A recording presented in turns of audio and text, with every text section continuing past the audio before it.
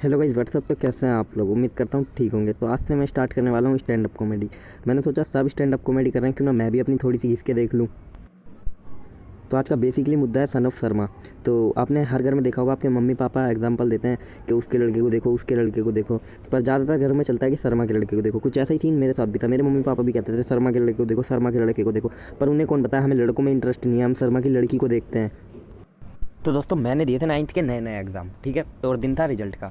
तो तुम्हें पता है रिजल्ट वाले दिन हर बंदे की कितनी फटती है, उसी तरह मेरी भी फट रखी थी। और घर वाले ऊपर से डरा डरा के इतनी फाड़ने की सोच रहे थे, इसकी फाड़ फाड़ के एक बड़ा सा ग्राउंड बना दिया जाए जिसपे आने वाली 7 पुश्ते आराम से खेल पाएँ, ठीक है। तो इन सब चीज़ों से बचने के लिए मैं गया अपने दोस्त के घर।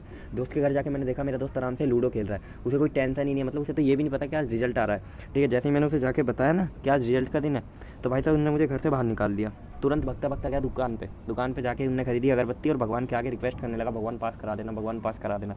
अब मेरे मन में एक ख्याल आता, अब पेपर बन के तैयार हो गया, अब इसे भगवान कैसे पास करा पाएंगे। वहाँ लिखा होगा कि मतलब हीरोइन का सूत्र लिखे और वहाँ ये हीरोइन का नाम लिख के आया, भगवान उसे हीरोइन का सूत्र कर देंगे। क्या लगता है तुम्हें। मतलब वही है, मेरा दोस्त एकदम अंधविश्वासी था। मुझे उस दिन पता लग गया वो भगवान को कितना मानता है और किस टाइम मानता है। फिर मैं उस अंधविश्वासी दोस्त के घर से वापस आके अपने घर आ गया, ठीक है। मैंने अपने घर आके यूनिफॉर्म पहनी और मैं गया स्कूल। मैंने स्कूल जाके सर जी को बताया रोल नंबर और नाम, ठीक है। सर जी ने मेरे हाथ में रिजल्ट दे दिया। अब रिजल्ट देने के बाद मैं रो गया।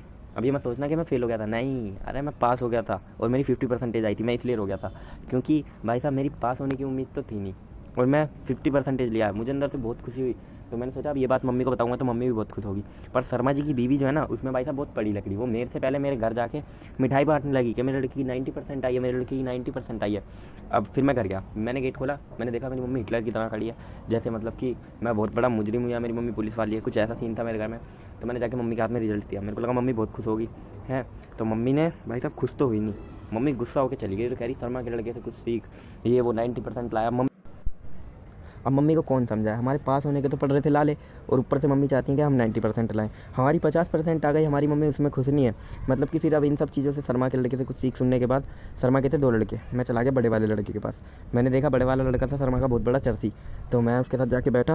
भाई साहब वो सिगरेट पी रहा था, उसने सिगरेट मेरी तरफ बढ़ाई, मैंने एक कस ले लिया। जैसे ही मैंने एक कस खींचा ना, तो मेरी मम्मी ने मुझे सामने से देख लिया। उस टाइम तो मेरी मम्मी ने मुझे कुछ नहीं कहा। घर जाके मेरी मम्मी मुझे गाली देने लगी, हरामजादे इसीलिए बड़ा करा था, ये वो सिगरेट पीता है, शर्मा के लड़के से सीख कुछ।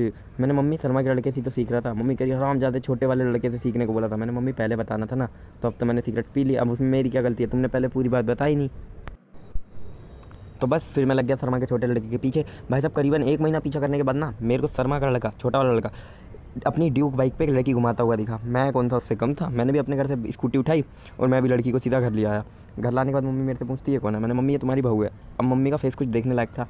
मम्मी बहुत देर तक तो कुछ बोली नहीं। फिर मेरी गेट की तरफ नजर गई। गेट से होती है गब्बर की एंट्री, यानी कि मेरे पापा की एंट्री। अब तुम सोच सकते हो मेरी किस्मत में कितने एल लिखे हैं, सारे ग्राम मेरी किस्मत में कुंडली मार के बैठे हैं। तो मतलब कि पापा की एंट्री होती है, मेरा दिमाग चलना बंद हो गया एकदम। तो दिमाग तो चलना बंद हो ही गया था। अब भाई साहब पापा ने फिल्मों की तरह गेट बंद करा, गेट के पीछे से वाइफर उठाया और मेरे में सूतना स्टार्ट कर दिया। दिमाग तो जाम था ही, साथ ही साथ शरीर और जाम कर दिया पूरा। तो इस बेइज्जती को मैं झेल नहीं पाया, मतलब कि अब ये कुछ ज़्यादा हो गया था। तो मेरे अंदर भरा पड़ा था गुस्सा, मैं पूरे गुस्से से भरा हुआ था। तो मैं एक दिन जा रहा था स्कूल, ठीक है। तो मुझे 2 अंकल बात करते दिखे रास्ते में, एक उनमें से था शर्मा।